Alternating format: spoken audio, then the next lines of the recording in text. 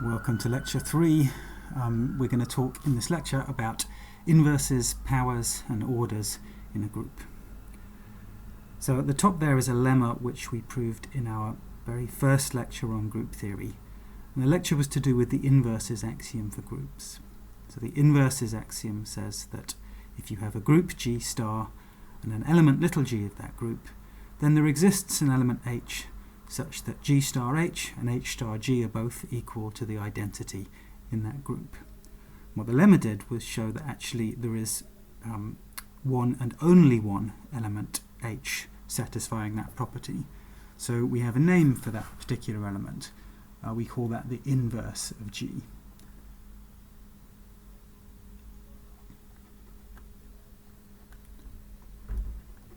So we call the unique element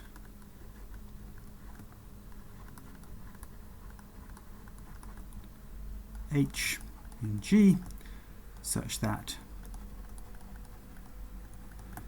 G star H and H star G are equal to the identity element, the inverse of G.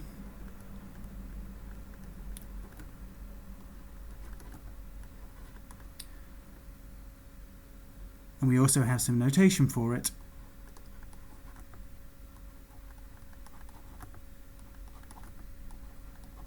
So we will usually write it as G to the minus 1, like this.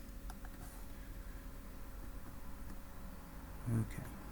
So it makes sense to talk about the inverse precisely because we've got this lemma saying there is one and only one element with this property.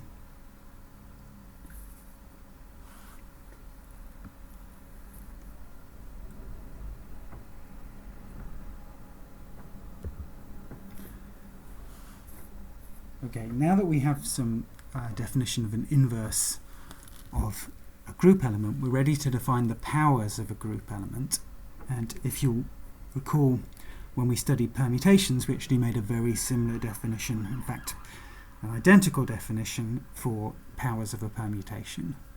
So here is that definition. If we have a group G with group operation star, and if we have an element little g and big G, and an integer n, then we're going to define the nth power of G, so written as G to the power n, using three different cases according to what n is. So if n is positive, then we'll define the nth power of G to be G combined with itself using the group operation star n times. And because of the associative property, we can write that without brackets. It doesn't matter which way we do the combinations, we're guaranteed, because of the associative property, to always get the same result. Okay, next case, if n is 0, we define the 0th power of G to be the identity element of our group, so that E always means the identity in whichever group we're thinking about. And finally, if n is negative, well, in that case minus n is positive, and the way we define G to the power n is we define it to be what you get by combining G to the minus 1 with itself minus n times. So let's do a quick example of some powers. Let's take the group G star to be the symmetric group S3.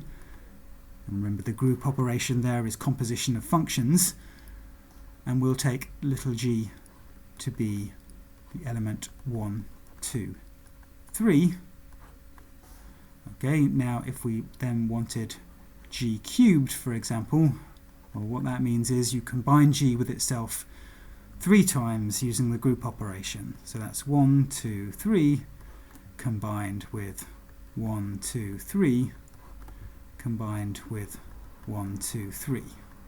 And of course, in the symmetric group, and in fact in general in groups, we often just omit the symbol for the group operation. So we'll often just write 1, 2, 3, 1, 2, 3, 1, 2, 3, forgetting the composition symbol there. But in any case, what we get here is, well, 1, 2, 3 composed with 1, 2, 3. You've done this before, and you know what you get is 1, 3, 2, or 3, 2, 1, or 2, 1, 3. And if we do this permutation multiplication, you should remember that what you get here is actually, you get the identity element in this group, the identity permutation. Okay, so there's g cubed. Let's now do g to the minus 2. Well, the definition of g to the minus 2 is, we have n equals minus 2 here, so we're supposed to combine the inverse with itself 2 times. So the inverse of g here is 1, 3, 2. So I should combine that with itself 2 times, and I'm going to drop the composition symbol. So if I do this, 1, 3, 2 combined with 1, 3, 2, and what do I get? If we do the multiplication, you get 1, 2, 3. Okay, so there's 2 examples of powers of a group element. So next observation is that these powers which we've defined actually obey the normal exponent laws, which you're familiar with for multiplication and powers of real numbers or complex numbers. So if you have 2 whole numbers, and it's important to remember that powers of group elements are only defined when you take whole number powers, so we don't necessarily have well-defined square roots or cube roots or anything like that, so we only talk about whole number powers. But if we have 2 whole numbers a and b, and if we have an element lowercase g of a group G, then the normal exponent laws apply in the sense that g to the a to the power b is the same as g to the power a times b, and also g to the a times g to the b is g to the power a plus b. So the usual exponent laws hold in a group. And there's one comment that I want to make before I move on. So you can see I've been a bit lazy here in the statement of this lemma. I've said G be an element of a group G. But actually normally when I define a group, I'm supposed to not just give you a set G, but also a group operation. So what you'll find is that very often people omit the group operation. They don't say what the group operation is, and instead they just write it as juxtaposition. So they write, like in the statement of the second part of this lemma here, G to the A, G to the B, means combine G to the A and G to the B using the group operation. So in a group where the operation is star, we might write that as G to the A star G to the B, but very often we omit it. So especially when there is a standard group operation, we will often write G instead of G star, especially when the group operation is obvious, when there's only one obvious candidate for the group operation.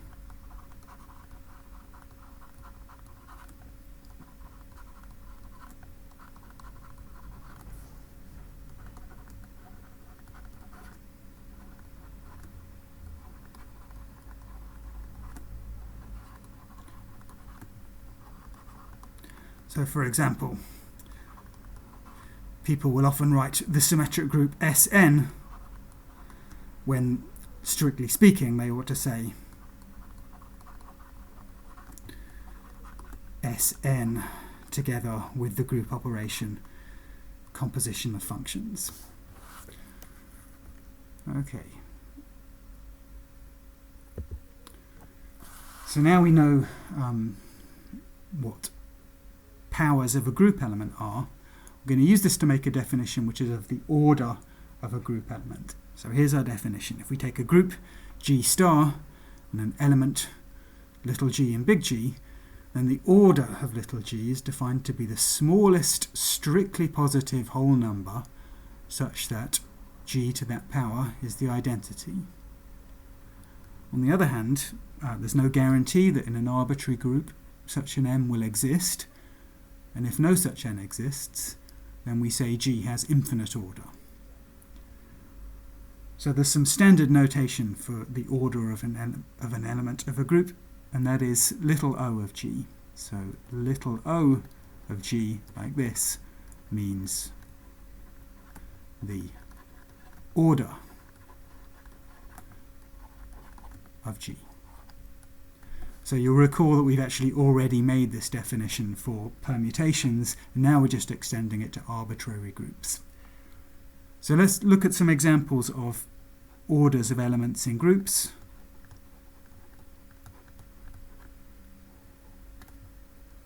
And we'll take as our first example a kind of generic example for any group, which is the order of the identity. So example 1, in any group, the identity element E has order 1. And in fact, it's the only element of order 1, because if you look at the definition here, having order 1 means that your first power is the identity element. But your first power is u, right? G to the 1 is defined to be equal to G. So if you've got order 1, your first power is equal to the identity, so u are equal to the identity.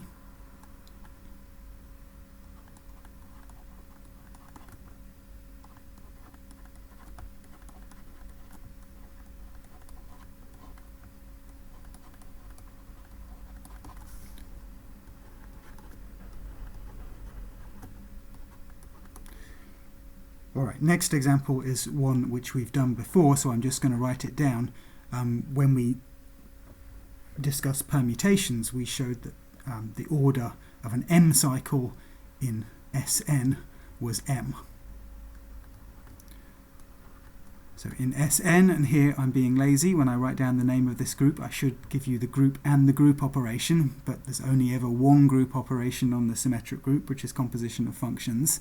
So in Sn, the symmetric group, the order of an M cycle is M. And for example, the order of this permutation, so 1, 2, 3, 4, 5, you should check that this has order 6. Okay, next example, let's look at the group Z. Okay, again, when we talk about Z, there's only one candidate for the group operation, and that candidate is addition. So I mean the group of integers with the group operation being addition. Well, in this case, the order of 1 is infinity. In other words, 1 has infinite order. So actually, let's write it like this. The element 1 has infinite order.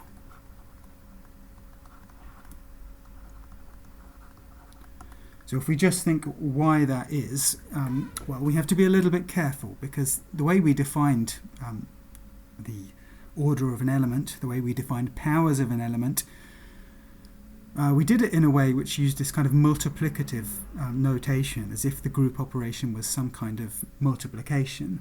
But here we have to be a little careful, because our group operation is addition. So it's going to be very confusing if we use 1 to the power n to denote the thing you get by combining 1 with itself using the group operation in our group, because our group operation is plus. So let's then think about what the powers, in inverted commas, of 1 are. Well, the powers of 1 meant combine 1 with itself a bunch of times using the group operation. So our group operation was addition, so the powers should be, the 0th power is the identity element in Z, which is 0. The first power is just the element itself. The second power is 1 plus 1. The next power is 1 plus 1 plus 1, and so on. And the order of this element 1 is the smallest n, such that the nth power is equal to the identity element 0. But you never get the 0 as a sum of a positive number of 1s.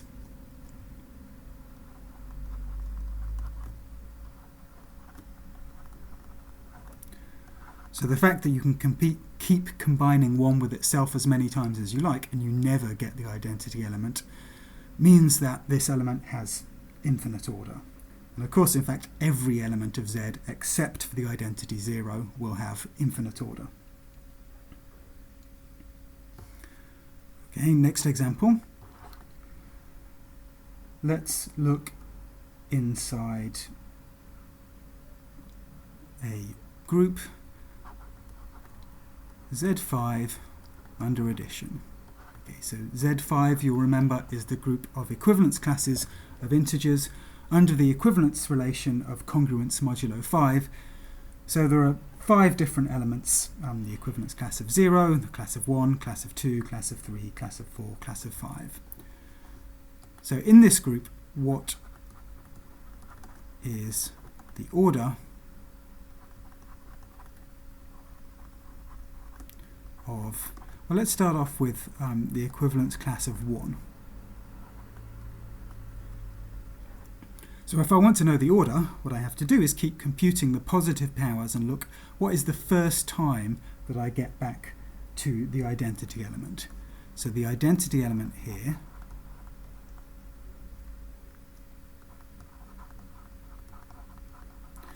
is the equivalence class of 0. So what we have to do is keep adding 1 to itself and see what is the first time that we get back to the identity. So we start off with 1. The first power of 1 is just the class of 1, and that's not the class of 0. So next power is 1 class of 1 plus class of 1. That's the same as class of 2. That's not the identity. Okay, keep going. 1 plus 1 plus 1 is the class of 3, and so on. So 1 plus 1 plus 1 plus 1 is the class of 4. And finally, if we do this 5 times,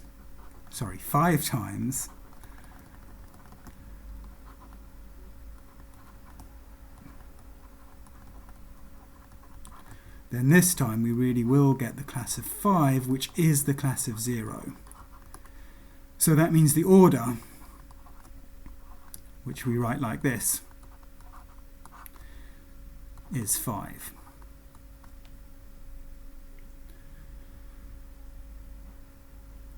Okay, so in general, if you take the class of 1 inside the group of integers modulo n under addition, that's always going to have order n. On the other hand, let's look at an example where the order is a little bit more interesting. So let's look, we're going to work in the group Z6 plus, let's look at the order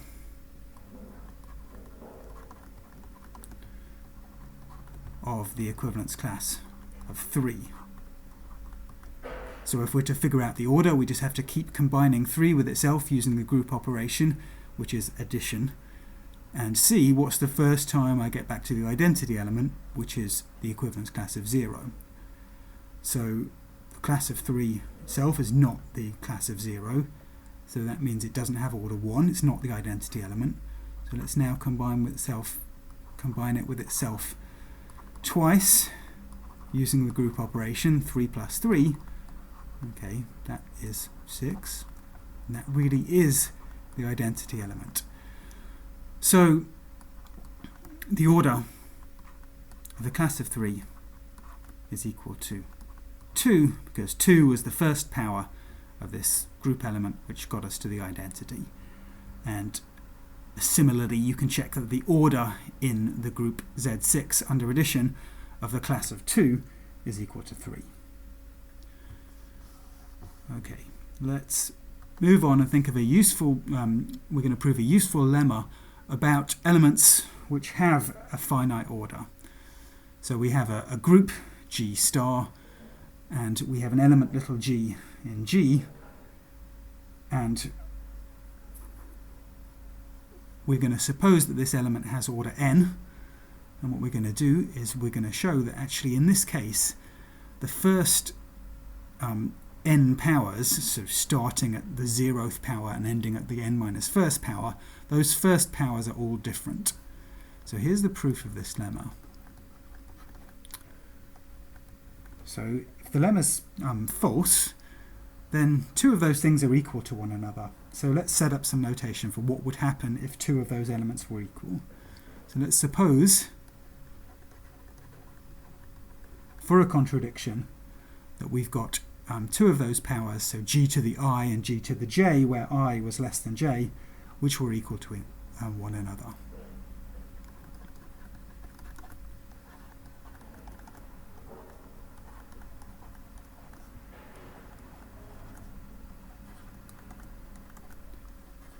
Okay, so this is what would happen if our lemma was wrong, and we're going to get a contradiction from that. So what can we do? We have g to the I equals g to the j. Well, what we're going to do is simply multiply, in other words, combine with the group operation, both sides of this equation by g to the power minus I. So I will write my group operation just in the same way we abbreviate multiplication, so we'll just abbreviate it by writing the things side by side instead of putting in the group operation. So when I multiply both sides by g to the minus I, here's what I get. Okay, we have some exponent laws then. On the left you've got g to the I times g to the minus I, that's g to the I minus I, g to the 0, and g to the 0 is the identity element. So on the left, using the exponent laws, I get the identity, e. On the right, well, my exponent laws tell me that this is g to the j minus I. Okay, so this is using the exponent laws.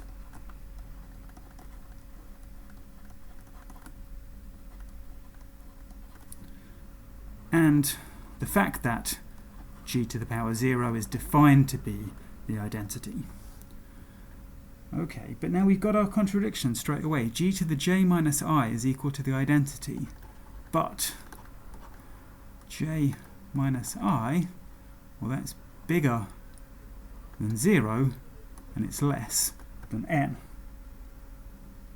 So why is this a contradiction? It's a contradiction because the order of g was n, and that means the smallest positive power of g equal to the identity was supposed to be n. But here is a strictly smaller positive power of g equal to the identity, so that's a contradiction.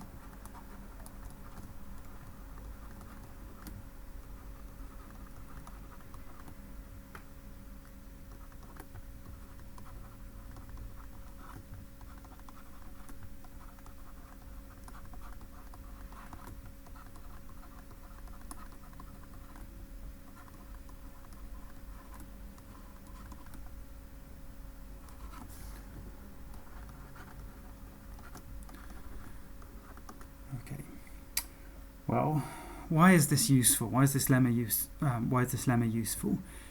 The reason is it tells us about the size of a certain set.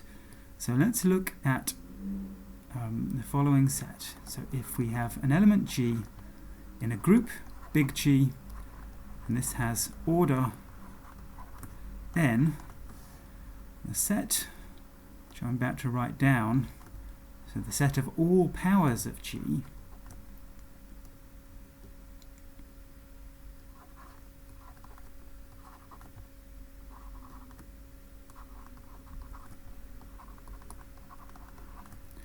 this thing has size equal to n. And there's some special notation. I'll define this again later on, but the special notation for that set of powers is pointy brackets G, like this.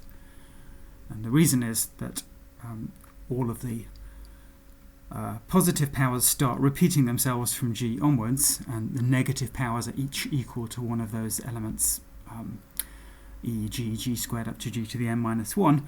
I'll prove that for you later, but